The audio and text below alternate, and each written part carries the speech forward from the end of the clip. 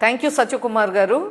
మన రాష్ట్రానికి అడిషనల్గా 100 మెడికల్ సీట్స్ రావటానికి చేసినటువంటి కృషికి నేను ఎవరైతే మెడికల్ సీట్స్ కోసం మెడికల్ ఎడ్యుకేషన్లో జాయిన్ అవ్వాలనుకునేటువంటి విద్యార్థులందరి తరపున కూడా మీకు అభినందనలు తెలియజేస్తున్నాను.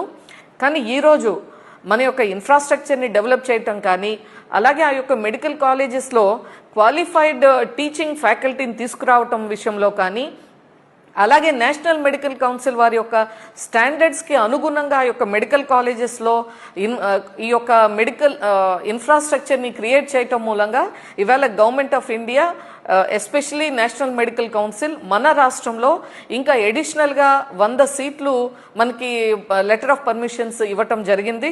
అందులో 75 సీట్లు కేవలం కడప గవర్నమెంట్ మెడికల్ కాలేజ్కి, అలాగే ఒక 25 seats ACSR medical college Nellore ఈ యొక్క మెడికల్ కాలేజ్కి ఇవ్వటం జరిగింది. ఈ విధంగా రాబోయే సంవత్సరం 100 మెడికల్ సీట్స్ అదనంగా మన రాష్ట్రంలో ఈ యొక్క విద్యార్థులు ఎవరైతే మెడికల్ కాలేజ్లో ఎంబీబీఎస్ చదువుకోవాలని అనే కోరికతో ఉన్నారో వారికి అందుబాటులోకి రావటం జరుగుతుంది. Once again thank you Satyakumar గారు.